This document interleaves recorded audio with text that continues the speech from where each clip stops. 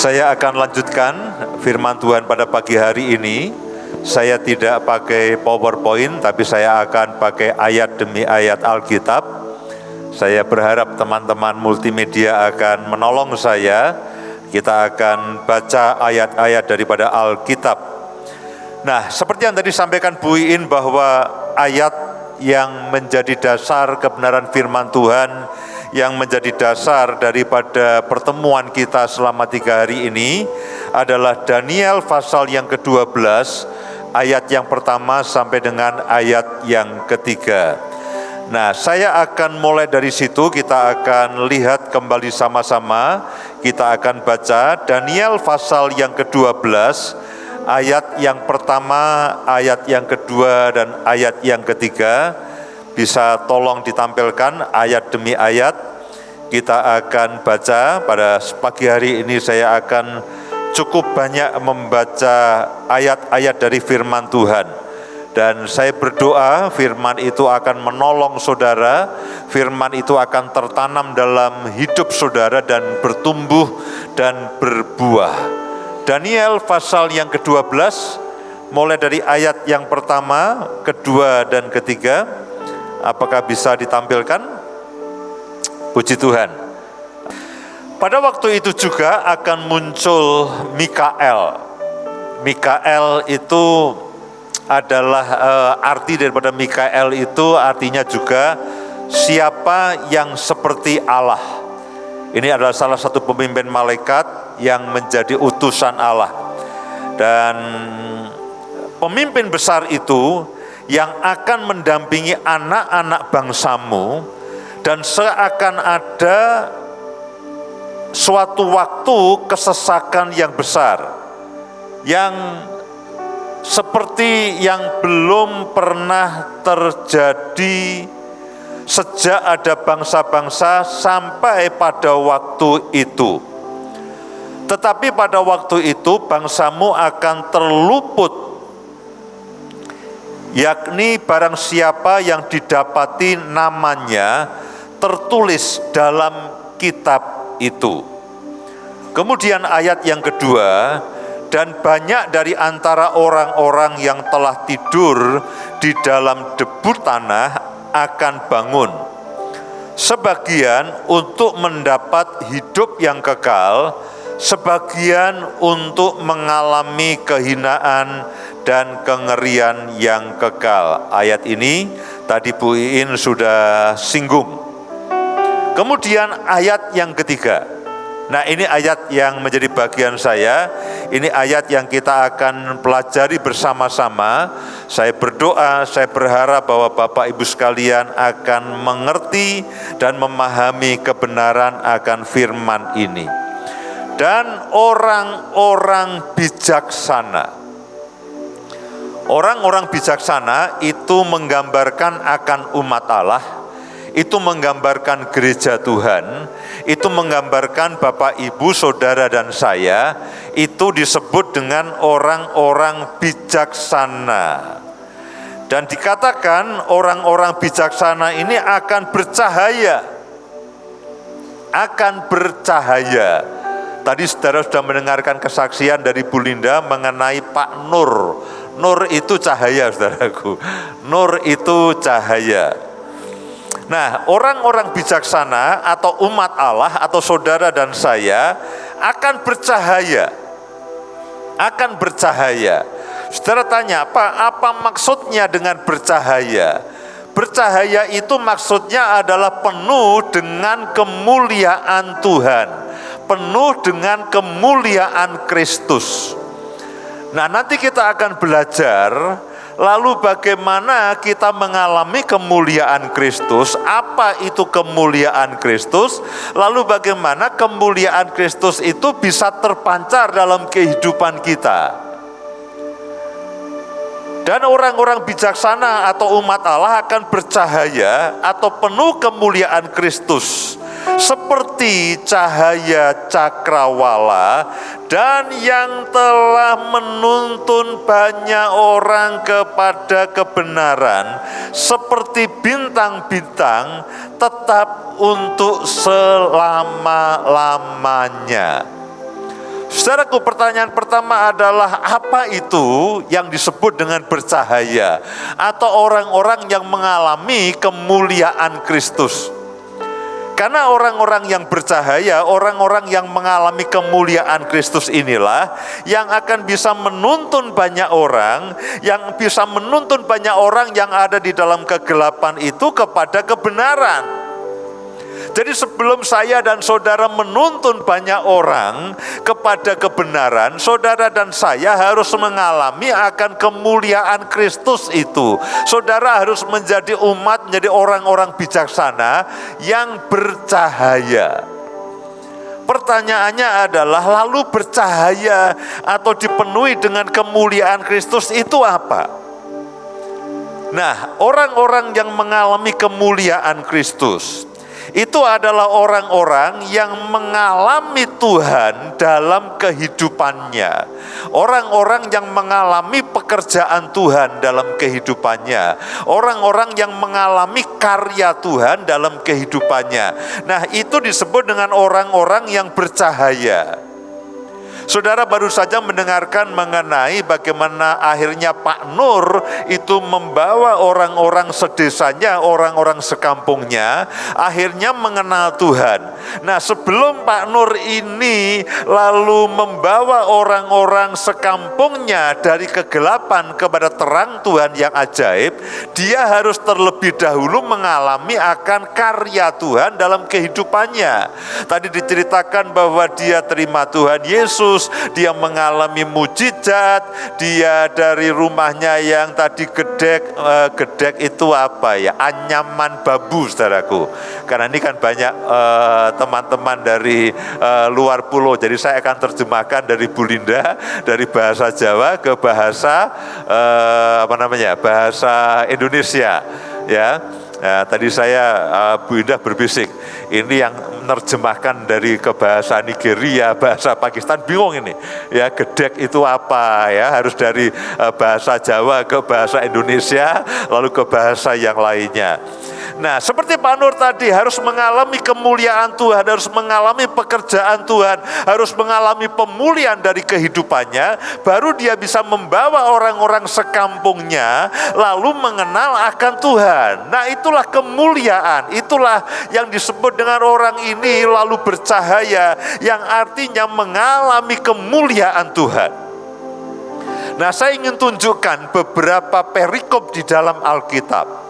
Saudaraku, saya mungkin termasuk orang yang tipe pengajar, saudaraku. Jadi setiap kali saya khotbah, saya akan tunjukkan banyak ayat, bahwa seringkali ayat yang satu itu menerangkan ayat yang lainnya, menerangkan ayat yang lainnya, menerangkan ayat yang lainnya. Nah, saya berharap ketika saudara mengerti bahwa sebetulnya kebenaran Tuhan itu satu dengan lain itu berhubungan, menerangkan dan sebagainya, saudara, firman itu akan tertanam dalam kehidupan saudara, sehingga firman itu bisa bertumbuh, saudara mengalami pemulihan, dan saudara bisa membawa orang lain juga mengalami akan kebenaran itu.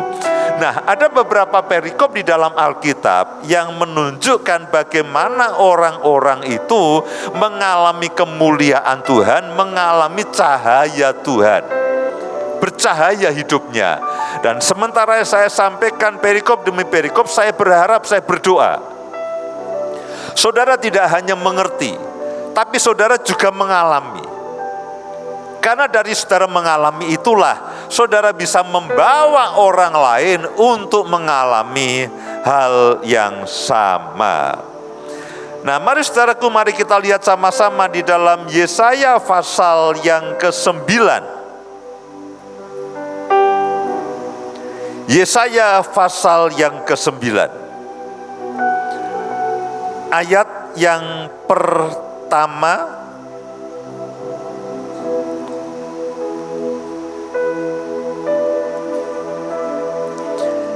Yesaya pasal yang ke-9 ayat yang pertama. Tetapi tidak selamanya.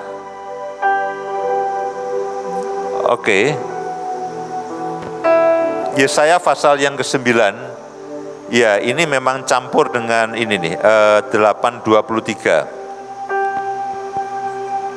Yesaya pasal yang ke-9. Oke, saya akan ini memang kadang-kadang di dalam terjemahan itu bisa seperti itu, saudaraku. Yesaya pasal yang ke-9 ayat yang pertama. Tetapi tidak selamanya akan ada kesuraman untuk negeri yang terhimpit itu. Kalau dahulu Tuhan merendahkan tanah Sebulon dan tanah Naftali, maka di kemudian hari Ia akan memuliakan jalan ke laut, daerah seberang sungai Yordan, wilayah bangsa-bangsa lain. Saudara perhatikan akan kata-kata ini. Tidak selamanya akan ada kesuraman. Kalau dahulu Tuhan merendahkan tanah Sebulon dan tanah Naftali. Sebulon dan Naftali ini merupakan dua suku dari suku-suku yang lain dari suku Israel. Maka di kemudian hari Ia akan memuliakan jalan ke laut, daerah seberang sungai Yordan, wilayah bangsa-bangsa lain. Nah, pertanyaannya begini, kenapa tanah Sebulon dan tanah Naftali ini direndahkan? Ayat yang lain, mari lihat sama-sama di dalam 2 Raja-Raja pasal yang ke-15 ayat yang ke-27, 28 dan 29. Kenapa tanah Sebulon dan tanah Naftali itu pernah direndahkan? Padahal mereka adalah dua suku dari suku-suku Israel yang lainnya. Nah, di dalam 2 Raja-Raja pasal yang ke-15 ayat yang ke-27, 28 dan 29 dikatakan begini. Dalam tahun ke-52 zaman Asarya Raja Yehuda, Pekah bin Remalia menjadi raja atas orang Israel di Samaria. Ia memerintah 20 tahun lamanya. Ia melakukan apa yang jahat di mata Tuhan. Ia tidak menjauhkan diri dari dosa-dosa Yerobiam bin Nebat yang mengakibatkan orang Israel berdosa pula. Dalam zaman Pekah Raja Israel, datanglah Tiglat-Pileser Raja Asyur, direbutnyalah Iyon, Abel Bet Maaka, Yanoah, Kades dan Hasyor, Gilead dan Galilea, seluruh tanah Naftali. Lalu diangkutnyalah penduduknya ke Asyur dalam pembuangan. Nah, Bapak Ibu dan semua saudara, tanah Sebulon dan tanah Naftali ini karena kejahatan mereka itu akhirnya adalah dua suku yang paling pertama itu mengalami pembuangan. Dan sejak itu Sebulon dan Naftali, daerah mereka ini adalah daerah yang dikuasai oleh musuh, dan itu merupakan daerah yang paling gelap. Dari ke-12 suku Israel, daerah Sebulon dan daerah Naftali ini merupakan daerah yang paling gelap. Sampai orang itu mengatakan begini, apakah ada yang baik yang bisa keluar dari Sebulon dan Naftali? Karena apa? Ini merupakan daerah yang sangat gelap, ini merupakan daerah yang dibuang, ini merupakan daerah yang dijajah oleh karena dosa-dosa mereka. Sehingga orang itu mengatakan, apakah ada yang baik yang bisa keluar dari Sebulon dan Naftali? Bapak Ibu dan semua saudara, ketika kita ini belum mengenal akan Tuhan, ketika kita ini belum menerima Yesus sebagai Tuhan dan Juru Selamat, ada kemungkinan bahwa hidup saudara dan saya itu tidak lebih baik daripada Sebulon dan Naftali. Hidup kita tidak jauh lebih baik daripada Sebulon dan Naftali. Bahkan mungkin kita katakan, Pak, hidup saya jauh lebih buruk.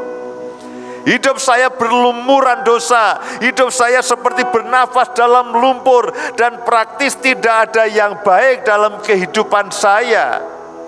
Hidup saya berantakan, orang tua saya berantakan, keluarga saya berantakan, anak-anak saya berantakan, bahkan pelayanan saya berantakan, bahkan gereja yang saya gembalakan atau gereja di mana saya melayani juga berantakan. Praktis begini, tidak ada yang baik yang keluar dari kehidupan saudara dan saya.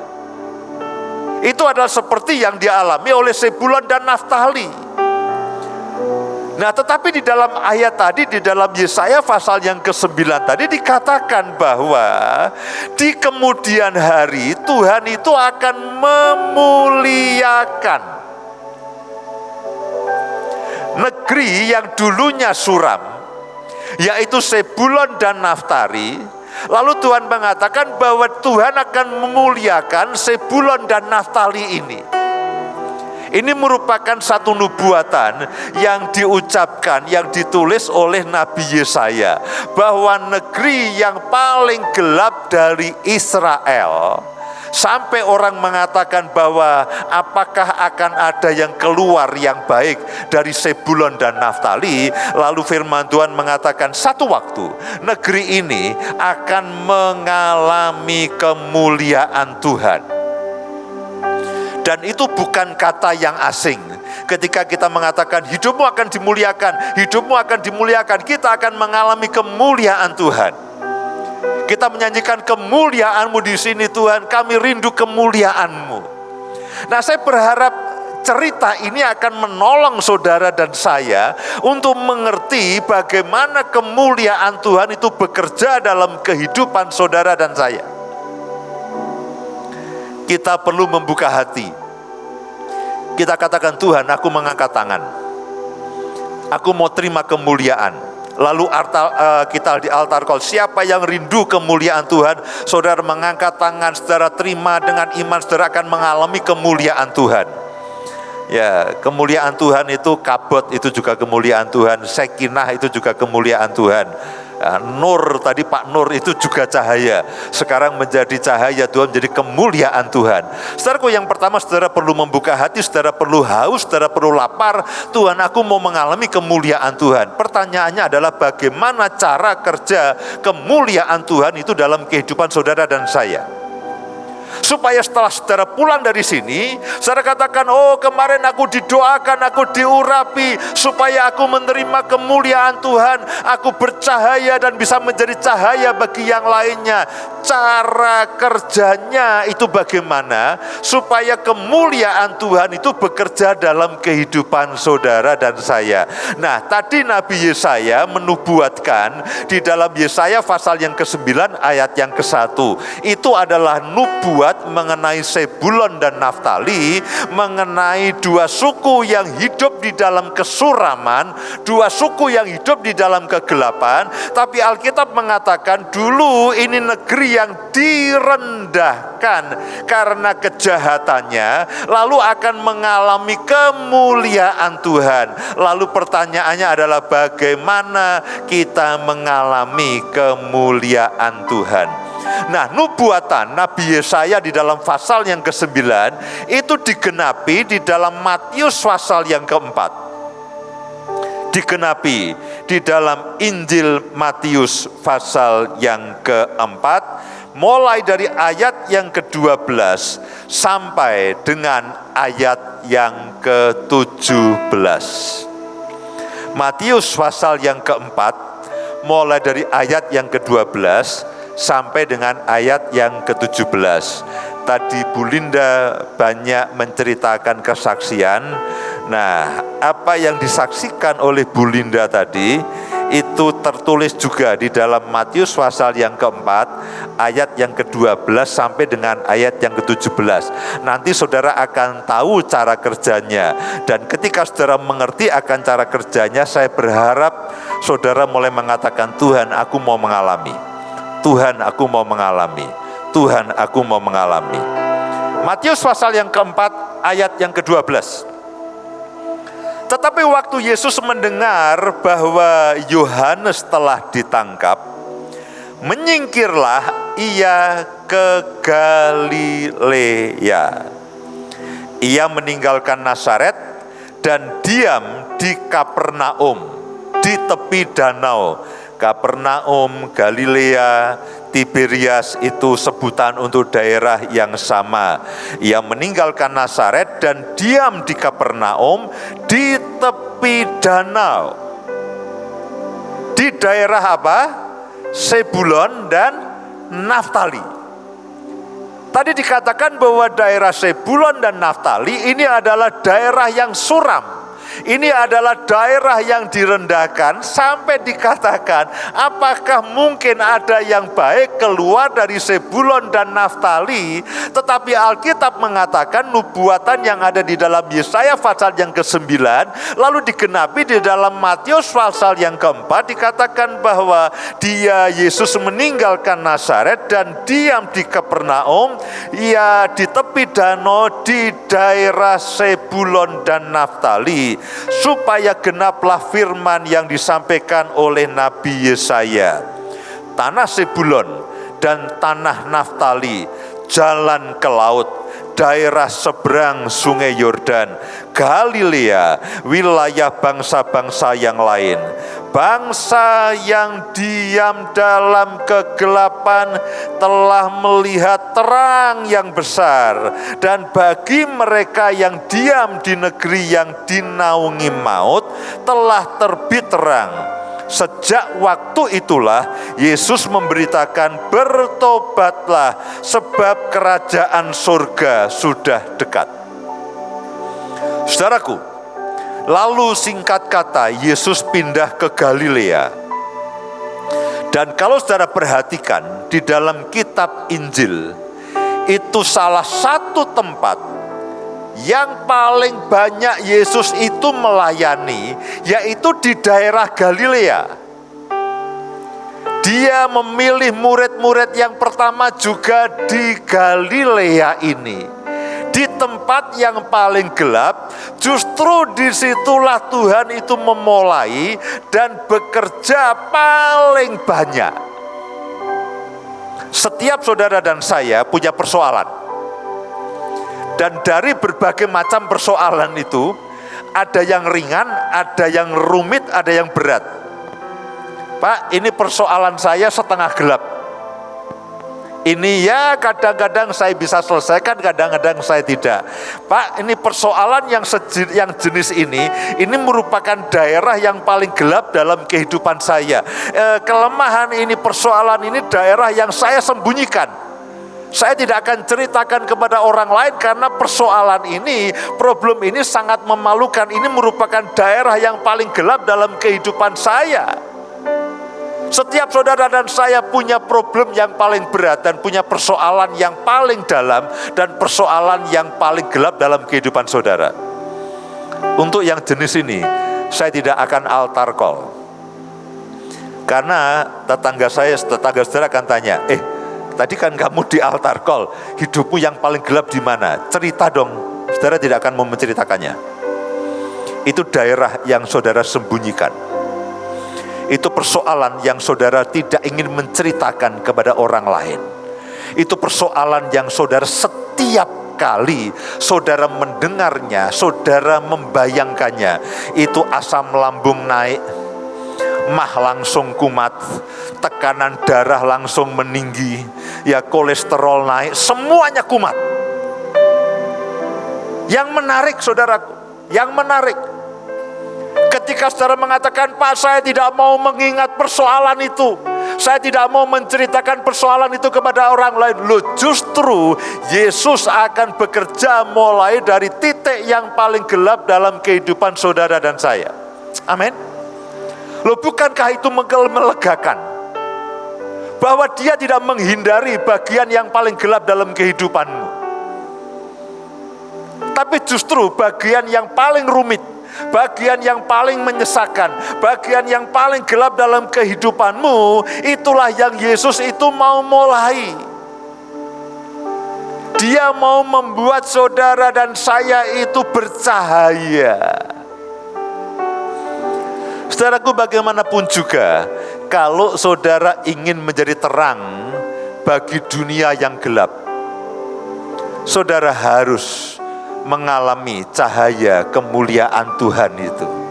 Baru saudara bisa menjadi cahaya dan terang bagi dunia yang makin lama makin gelap. Betul ya? Dunia ini makin lama makin gelap. Coba tolong Yesaya pasal yang ke-60 ayat yang pertama dan ayat yang kedua. Yesaya pasal yang ke-60 ayat yang pertama dan ayat yang kedua. Yesaya pasal yang ke-60 ayat yang pertama dan ayat yang kedua.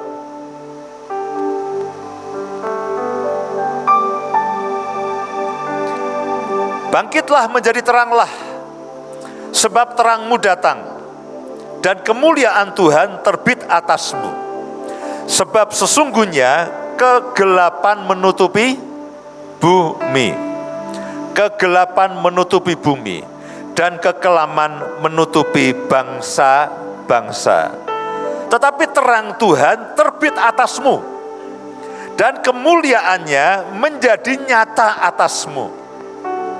Terang Tuhan terbit atasmu dan kemuliaannya menjadi nyata atasmu. Itu artinya Tuhan bekerja dalam semua bagian dari kehidupan saudara dan menjadikan tempat yang gelap itu menjadi terang. Kalau saudara seorang ayah, saudara seorang suami, Tuhan ingin memulihkan kehidupan sebagai seorang ayah, sebagai seorang suami. Kalau itu adalah daerah kelemahanmu, engkau sering melakukan hal yang kasar kepada istrimu, kepada anak-anakmu, Tuhan ingin memulihkan kehidupanmu sebagai seorang suami. Tuhan ingin menjadikan kehidupan gelapmu sebagai seorang ayah, sebagai seorang suami menjadi terang. Kalau saudara seorang ibu, seorang istri, Tuhan juga ingin memulihkan kehidupanmu. Saudara sebagai orang tua, Tuhan juga ingin memulihkan kehidupanmu. Saudara sebagai seorang pelayan, sebagai seorang businessman, Tuhan juga ingin memulihkan akan kehidupanmu. Karena dengan saudara pulih, saudara bisa menjadi terang bagi orang lain. Kalau tidak, itu kegelapan akan memimpin kegelapan. Sama saja bohong. Nah, ini baru sesi pertama saudaraku. Masih akan ada banyak hal yang disampaikan kepada saudara. Dan ketika saudara pulang, diharapkan saudara menjadi terang di dalam kegelapan. Bukan gelap kumpul dengan gelap, tapi terang yang membawa cahaya, yang membawa terang kepada kegelapan.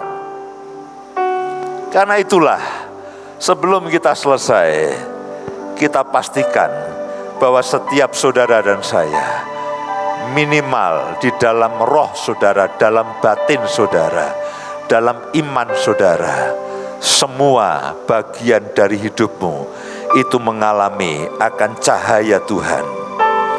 Bagian yang terakhir sebelum saya selesai, Matius pasal yang keempat ayat yang ke-23, 24 dan 25. Matius pasal yang keempat ayat yang ke-23, 24 dan 25.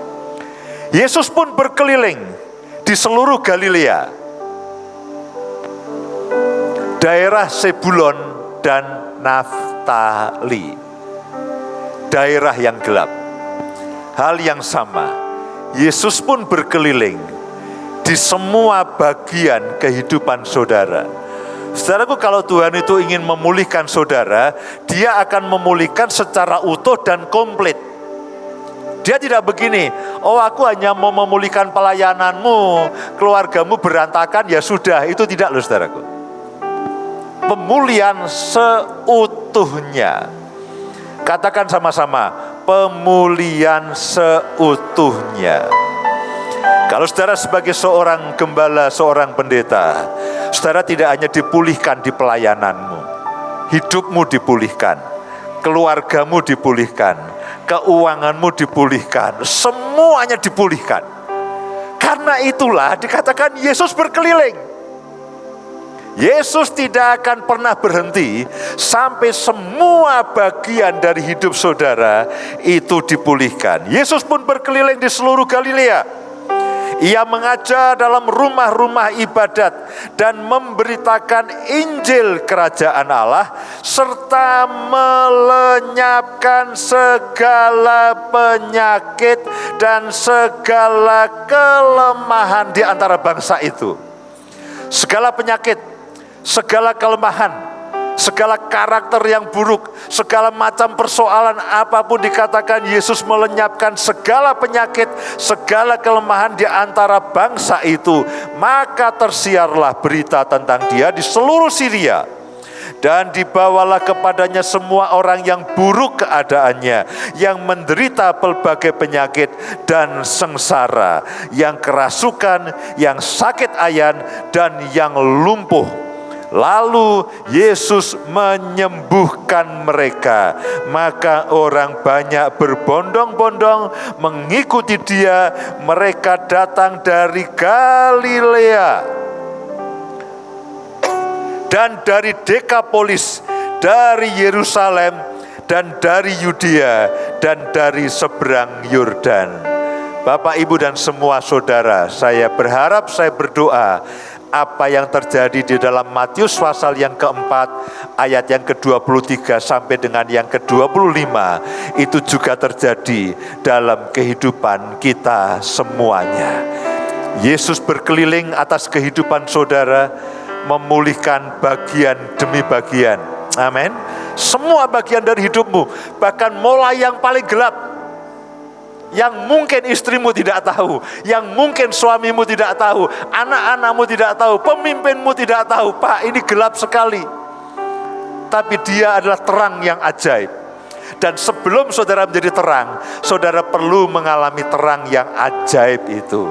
Dan saudara akan mengalami pemulihan seutuhnya, sehingga seluruh daerah sekitarmu juga akan mengalami kemuliaan Tuhan. Mari bangkit berdiri sama-sama.